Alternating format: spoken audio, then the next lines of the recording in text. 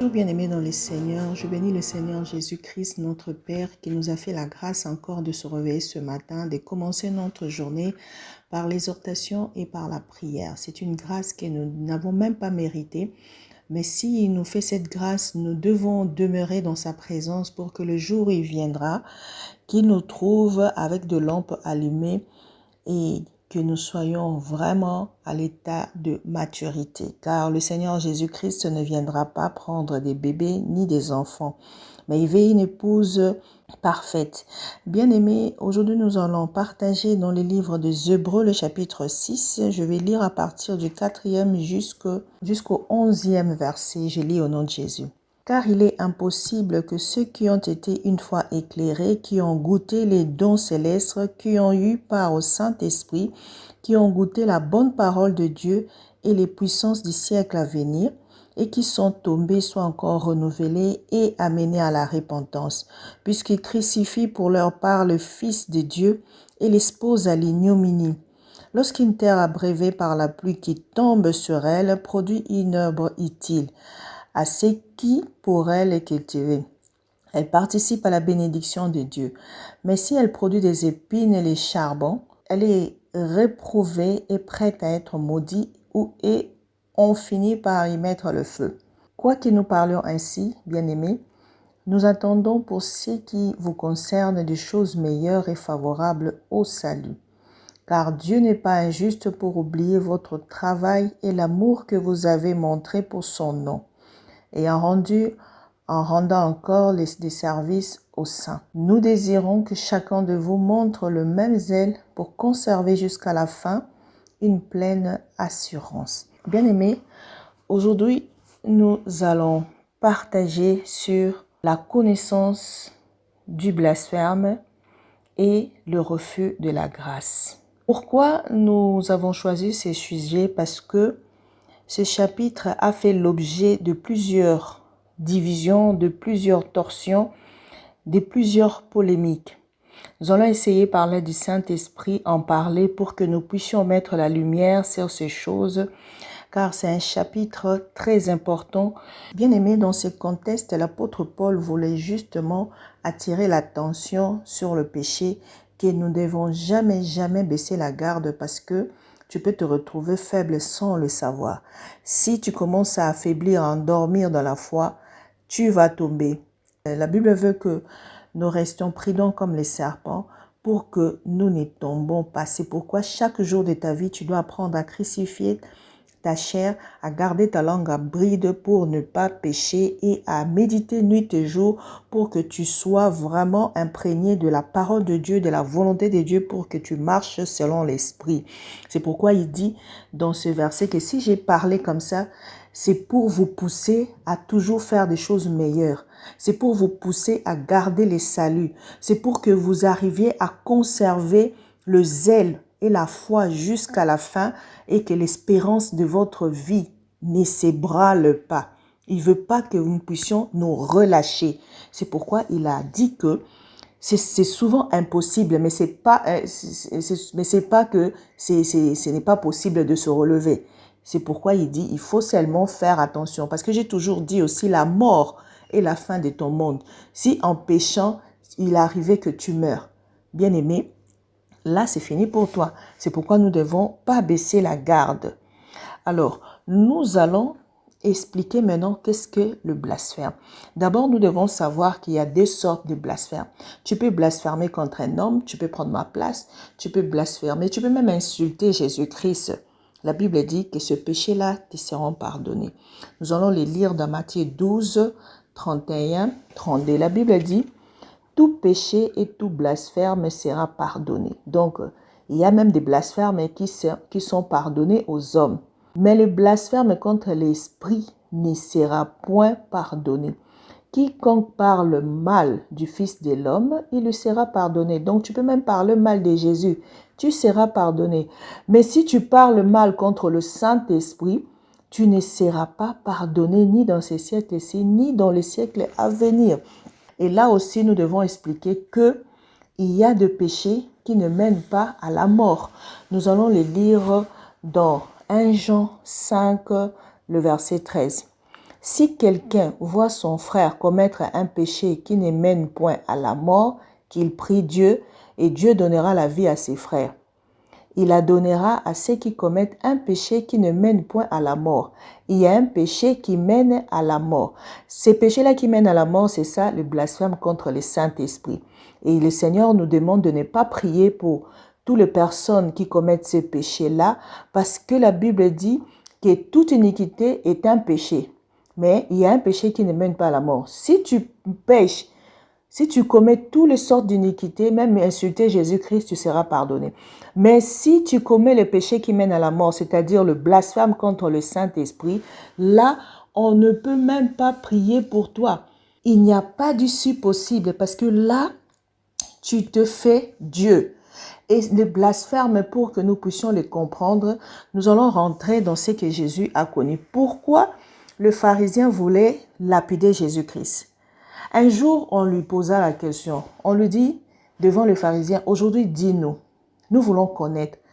Es-tu le Christ, le Fils de Dieu?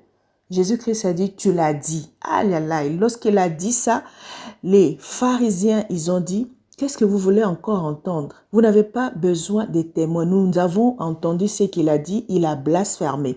Ils lui ont dit, si nous voulons te lapider, nous ne te lapidons pas pour les œuvres ou les miracles que tu fais, mais parce que tu te fais Dieu. Ça, c'est dans Jean 10, 33.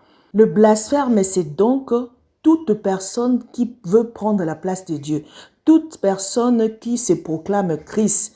Toute personne qui veut que les gens l'adorent. Car la Bible nous dit que Dieu ne partage pas sa gloire à une personne. Jésus-Christ n'avait pas besoin de nous montrer le Père parce que c'était lui-même. Lorsqu'il pouvait pardonner les péchés, il manifestait que je suis le Père. Marc 2,7. Comment cet homme parle-t-il ainsi? Il blasphème. Qui peut pardonner les péchés si ce n'est que Dieu? Eh bien, parce qu'il était Dieu, il avait le pouvoir de pardonner le péché. Alors, le diable est la première personne qui a blasphémé et regardez, sa sentence a été directe. Tu ne peux même pas prier pour lui. Il n'y avait même pas d'issue, même pas de pardon.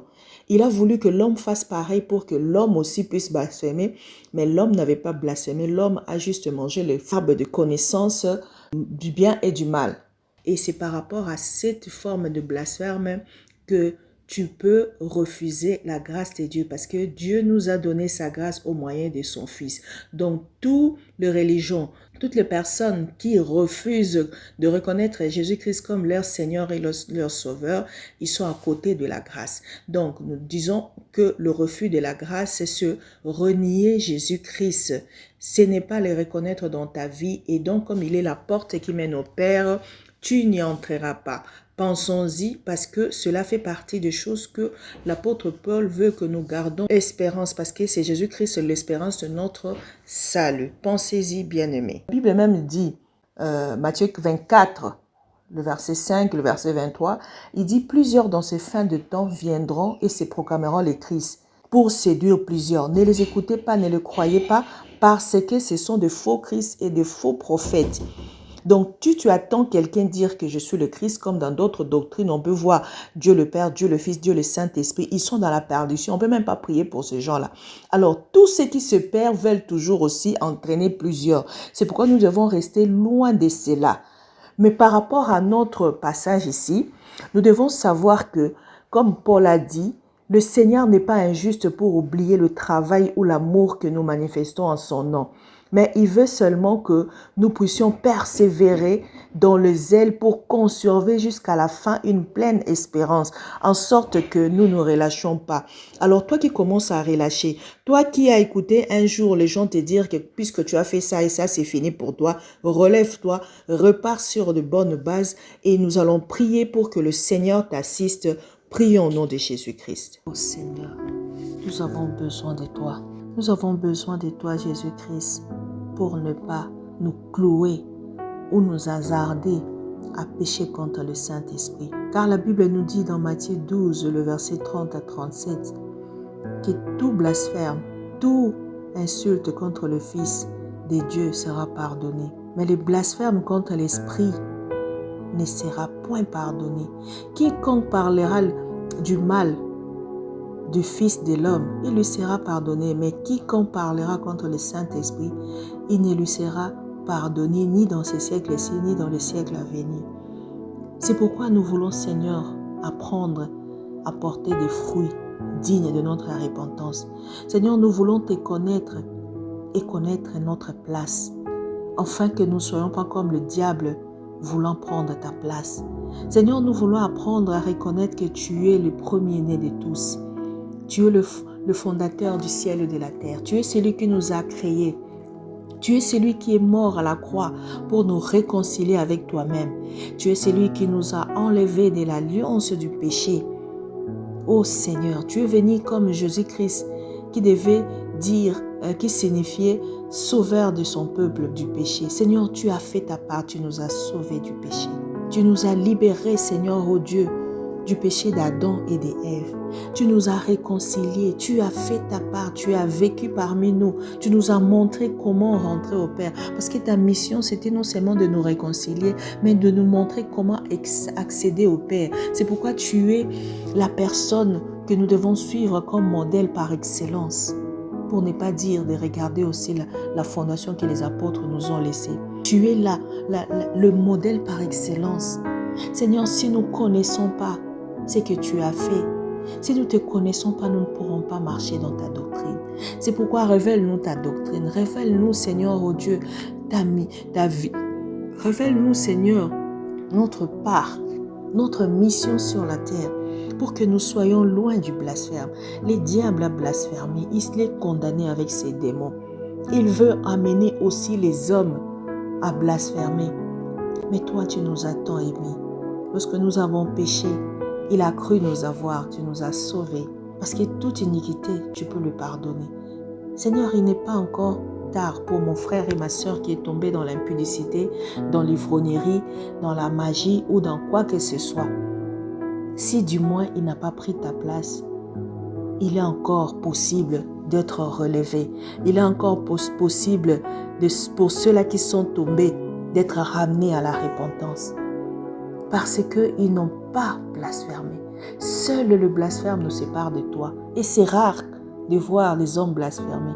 Mais ceux-là qui ont blasphémé, Seigneur Jésus-Christ, leur sort est entre tes mains. Nous ne pouvons pas prier. Mais pour mon frère qui est un voleur, pour ma sœur qui est impudique, qui est homosexuelle, qui est ceci, cela, Seigneur, car tu nous demandes de prier pour nos frères qui sont tombés dans le péché qui ne mène pas à la mort. Seigneur Jésus, aide-le à se repentir. Aide-le, Seigneur, à revenir au bon sens. La Bible dit, il n'est jamais trop tard pour celui qui vit encore, car il y a de l'espoir lorsqu'on vit. Parce que si tu es mort, tout est fini, il n'y aura pas de repentance ou de purgatoire. Ça n'existe pas, toutes ces choses. Après la mort, c'est le jugement ou l'élévation avec Jésus-Christ. Alors apprends-nous, Seigneur, comme les apôtres, comme Paul lorsqu'il a parlé dans ces passages. Il a dit, son amour pour nous, c'est que nous puissions rester dans l'espérance que nous avons reçue de toi. Que nous puissions considérer ce que tu as fait à la croix, afin que nous restons inébranlables, pour que nous puissions marcher selon l'esprit, afin de ne pas accomplir les œuvres de la chair. Donne-nous le discernement. Donne-nous, Seigneur, la victoire sur la chair. Apprends-nous à crucifier la chair pour ne pas vivre dans le péché. Ô Seigneur, aide-nous à être saints d'esprit, de corps et de l'âme. Seigneur, il y a des choses que toi seul peux faire pour nous. Seigneur, je prie pour ceux qui ont la culpabilité pour toutes les choses ou tout le mal qu'ils ont fait. Même lorsqu'ils ont tué des gens, ce n'est pas fini. Tu as le pouvoir de le relever. C'est pourquoi je proclame la liberté de toutes ces personnes qui reviennent à toi, que leur cœur ne se trouble pas. Parce que si toi, tu ne condamnes pas, personne ne peut condamner. À la croix, tu as prévu de payer la rançon pour eux, pour qu'ils ne soient pas encore sous la condamnation. Merci Seigneur pour mon frère et ma soeur qui m'a écouté et qui va revenir dans le bon sens. Merci de bénir cette journée pour chaque enfant de Dieu et de la planifier au nom de Jésus-Christ. Amen.